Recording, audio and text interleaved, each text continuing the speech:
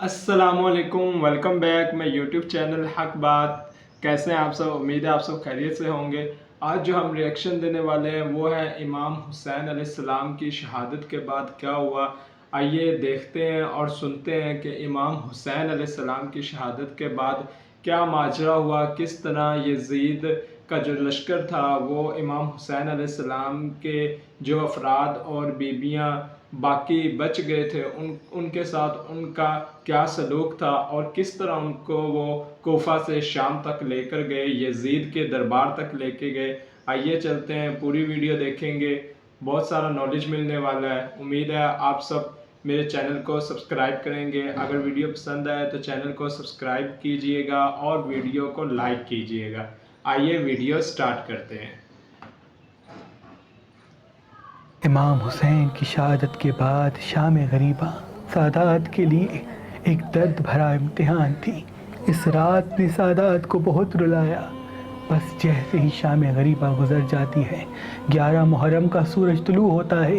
Yazid की फौज आले मोहम्मद को रस्सियों में कैद करके, बीवियों को बेचादर करके कूफे की तरफ लेके जाती है। तारीख ने लिखा, जैसे ही बीबी ज़ैनब मक्तलगाह से गुजरती है तो इमाम हुसैन की लाश को देखती है कि इमाम हुसैन का जिस्म ज़मीन करबला पे बिखरा हुआ है।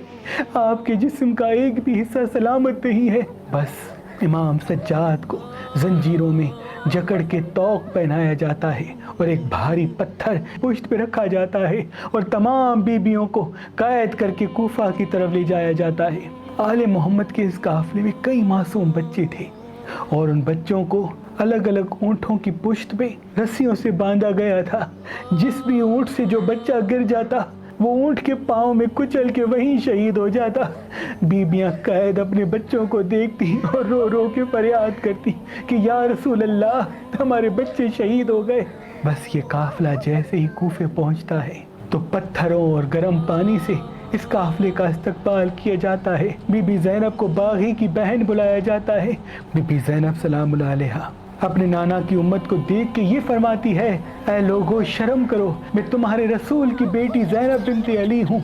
लेकिन वो तमाम लोग हंसते जाते हैं। बीबी ज़ैनब जैसे ही इब्ने ज़ियाद के दरबार में पहुँचती है तो इब्ने ज़ियाद ये सोचे कि आज मैं अपनी जीत का जश्न कैसे मनाऊं। वो कहता है, जाओ कैद में मुख्तार सकफी को लेके आओ ताकि मैं उसको दिखाऊं कि मैंने उसके इमाम हुसैन का क्या हश्र कर दिया, उनकी बेटियों का, उनकी बहनों का क्या अंजाम कर दिया। बस मुख्तार सकफी को लेके आते हैं और उसके सामने इमाम हुसैन अलैहिस्सलाम के सर को पेश करते हैं। मुख्तार सकफी जंजीरों में जकड़े हुए जैसे ही इमाम हुसैन के सर को देखते हैं तो वो देख के परेशान हो जाते हैं। वो सोचते रहते हैं कि ये सर तो इमाम हुसैन का लगता है, लेकिन अल्लाह करे ये इमाम हुसैन का सर ना हो। मुख्तार सकफी कहते हैं, ऐ इब्ने ज़ियाद बता ये किसका सर है?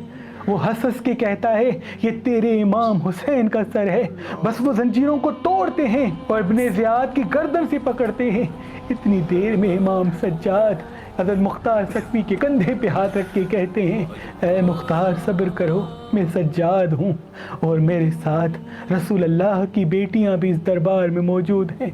हज़रत मुख्तार सकफी ज़मीन पे बैठ जाते हैं और चीख के रोते रहते हैं। बस सिपाही आके हज़रत मुख्तार को कैद कर लेते हैं और आले मोहम्मद को कुछ दिनों के लिए वहाँ कैद खाने में रखा जाता है।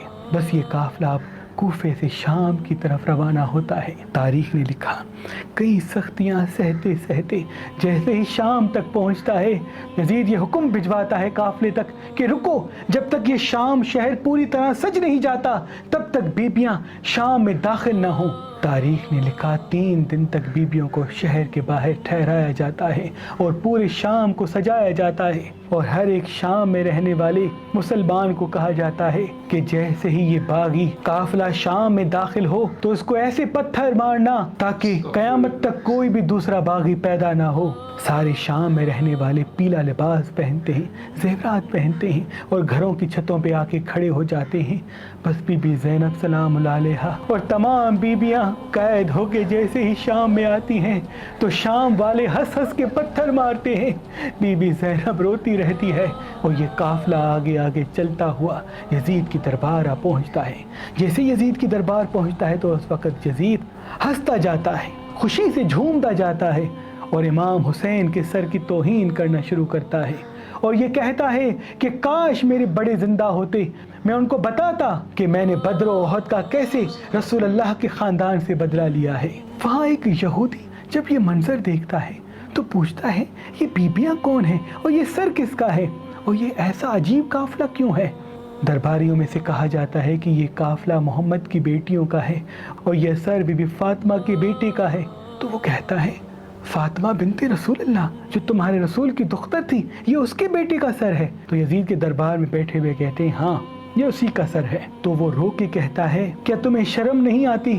ابھی تمہارے رسول کو صرف 50 سال ہی گزرے ہیں اور تم نے ان کے خاندان کا یہ حشر کر دیا کہ ان کی مستورات کو قیدی کر کے بازاروں میں لے کے آئے ہو اور اس کے بیٹے کا سر کاٹ کے اس کی بے حرمتی کر رہے ہو۔ اے مسلمانوں، میں حضرت داؤد کے قبیلے میں سے ہوں اور آج بھی میری قوم میرا احترام کرتی ہے۔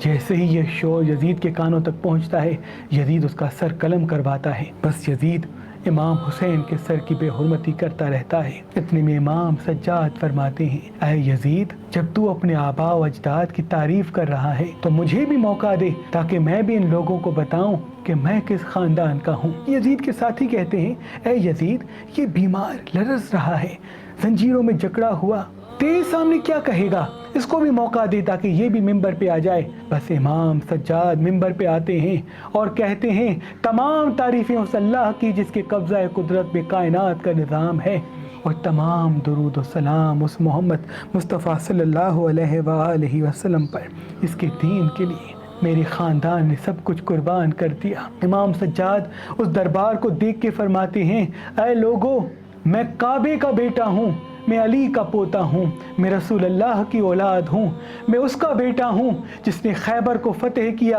میں اس کا بیٹا ہوں جس نے تمہیں دین سمجھایا، میں اس کا بیٹا ہوں جس کو فرش سے عرش کو بلایا گیا، میں اس رسول اللہ کا بیٹا ہوں جس کے زلفوں کی قسم اللہ کے ملائک کھاتے آئے ہیں۔ اے لوگوں، میں اس کا بیٹا ہوں جس کا یہ سر ہے، یہ وہ حسین ہے جس کے لبوں کو اللہ کے رسول چوما کرتے تھے، یہ وہ حسین ہے جس کو رسول اللہ اپنے کندھوں پہ سوار کیا کرتے تھے۔ اے لوگوں، میں وہ غریب بیٹا ہوں جس نے اپنے باپ کو ذبح ہوتے ہوئے کربلا کی زمین پہ دیکھا۔ اے لوگوں، میں وہ رسول اللہ کا بیٹا ہوں جس کو قیدی بنا کے آل محمد کی بیٹیوں کے ساتھ بازاروں میں پھرایا گیا، پتھر مارے گئے۔ امام سجاد کے خطبے میں اتنا درد تھا کہ دربار میں سارے درباری رونے لگے۔ اتنی دیر میں یزید یہ سوچتا ہے کہ یہاں بغاوت نہ ہو جائے، وہ اعلان کرواتا ہے کہ اذان دی جائے۔ جیسے ہی اذان دی جاتی ہے، امام سجاد اذان سننا شروع کرتے ہیں۔ جیسے ہی اذان دیتے دیتے اذان دینے والا اشہد ان محمد رسول اللہ فرماتا ہے تو امام سجاد کہتے ہیں ہاں، میں بھی گواہی دیتا ہوں کہ میں اسی محمد کا بیٹا ہوں جس محمد کی بیٹیوں کو یہاں قیدی کھڑا کیا گیا ہے۔ اے لوگو، یہ وہی محمد ہے جن کی یہ بیٹیاں ہیں، اور یہ حسین وہی حسین ہے جن کی رگوں سے رسول اللہ کا خون بہ رہا ہے۔ بس دربار میں بغاوت شروع ہو جاتی ہے اور لوگ یزید سے نفرت کرنا شروع کر دیتے ہیں۔ تاریخ نے لکھا اس خطبے کے بعد رفتہ رفتہ لوگوں کے دلوں میں یزید کی نفرت اتنی بڑھتی جاتی ہے کہ یزید اپنے ہی محل میں قید ہوتا جاتا ہے، اور قیامت تک لوگ یزید سے اور یزیدیت سے نفرت کرتے رہتے ہیں اور امام حسین کی مظلومیت پہ روتے رہتے ہیں، آل محمد کی غربت پہ روتے رہتے ہیں۔ سلام ہو ان بیبیوں پر جو قیدی ہو کے اسلام کو بچاتے ہوئے آئی ہیں، سلام ہو آل محمد پر جنہوں نے سختیاں سہ کر ہمارے لیے اسلام کو بچایا، قرآن کو بچایا، ہمارے ایمان کو بچایا۔ جی دوستو، کیسی لگی آپ کو یہ ویڈیو؟ امید کرتا ہوں یہ ویڈیو آپ کو بہت پسند آئی ہوگی، اور میں تو بہت غمگین ہو گیا ہوں، آپ بھی بہت غمگین ہو گئے ہوں گے، اور بہت دیکھیں یزید کتنا ظالم انسان تھا، کتنا بے وقوف انسان تھا کہ اس نے امام حسین علیہ السلام کی گردن کٹوائی، کتنا ظلم کیا، آل محمد پر ظلم کیا، محمد کی آل پہ ظلم کیا، پیارے محمد کی آل پہ ظلم کیا، حضرت علی کے بیٹے بیٹیاں نواسے ان پہ ظلم کیا۔ تو دوستو، یہ ظلم کی انتہا تھی، لیکن امام حسین علیہ السلام نے ان سب چیزوں کو پہلے ہی، میرے نبی پاک کو پہلے ہی معلوم تھا کہ امام حسین علیہ السلام کو اس آزمائش سے گزرنا ہے۔ تو دوستو، امام حسین علیہ السلام نے بہت سی قربانیاں دے کر یہ دین بچایا ہے۔ اس دین کی ہمیں رکھوالی کرنی چاہیے، اللہ کی عبادت کرنی چاہیے۔ اور حسین زندہ تھا، زندہ ہے، زندہ رہے گا۔ یزید مردہ آباد تھا، مردہ آباد ہے اور مردہ آباد رہے گا۔ اسی کے ساتھ دوستو، اگر آپ کو میری ویڈیو پسند آئے تو ویڈیو کو لائک کریں اور چینل حق بات کو سبسکرائب کریں تاکہ مزید آنے والی ویڈیو آپ تک بآسانی ملتی رہے۔ تو اسی کے ساتھ کہتے ہیں اللہ حافظ۔